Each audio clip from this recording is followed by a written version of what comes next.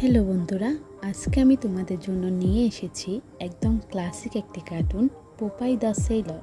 এটি প্রথম তৈরি হয়েছিল 1930 সালে। পোপাই একজন সাহসী নাবিক যার অসাধারণ শক্তি আসে যখন সে পালং শাক খায়। আজকের ভিডিওতে পোপাই ও তার বন্ধু শত্রুদের মজার গল্প করব। পোপাই হলো আমাদের মূল চরিত্র।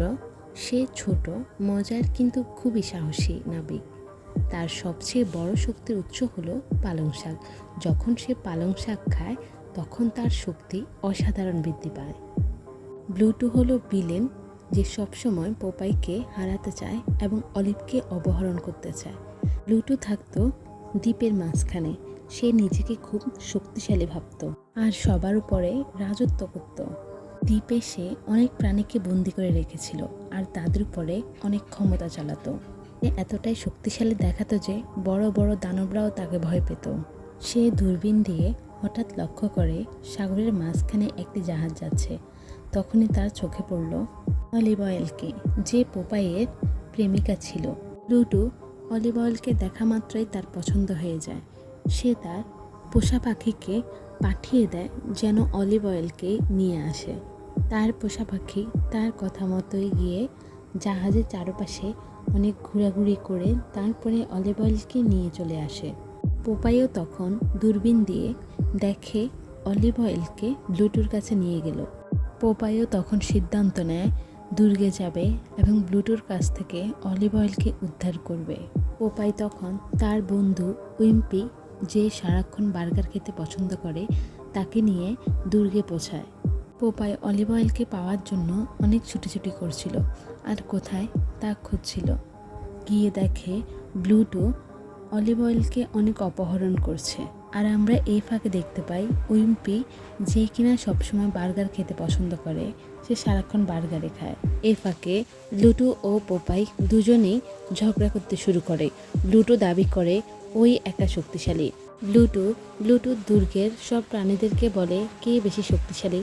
তখন সবাই ব্লুটোর কথাই বলে। ব্লুটো তার পোষা পাখিকে বলে পোপাইকে আগুনে ফেলে দেওয়ার জন্য। আর এদিকে অলিভ অয়েল অনেক কান্নাকাটি করে যখন পোপাইকে নিয়ে যাচ্ছিল। কিছুক্ষণ পর পোপাই ব্লুটোর পোষা পাখিকে চিকেন ফ্রাই করে নিয়ে এসেছিল।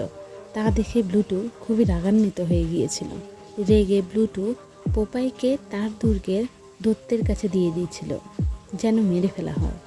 এদিকে অলিভ অয়েল এসব দেখে খুবই কষ্ট পাচ্ছিল। তারপর পোপাই ওই দৈত্যটিকেও মেরে ফেলে। এটা দেখে তো ব্লুটো আরও বেশি রাগান্বিত হয়ে যায় আর পোপাইয়ের সাথে লড়াই করার প্রস্তুতি গ্রহণ করে। শুরু হয়ে যায় দুজনের লড়াই। প্রথমে পোপাই অনেক মার খেয়েছিল, তারপরে কিছুক্ষণ পরে সে যখন তার পালং শাক খায় তারপরে তার অনেক শক্তি চলে আসে। কারণ আমরা গল্পের শুরুতেই বলেছি পোপাই মূল শক্তি হলো পালং শাক। আর এভাবেই অনেকক্ষণ লড়াই হতে থাকে। আর এই পাশে অলিভ অয়েল খুবই খুশি হচ্ছিল আর উৎসাহ দিচ্ছিল পোপাইকে যেন ব্লুটোকে মেরে ফেলা হয়। সত্যিই তাই হলো।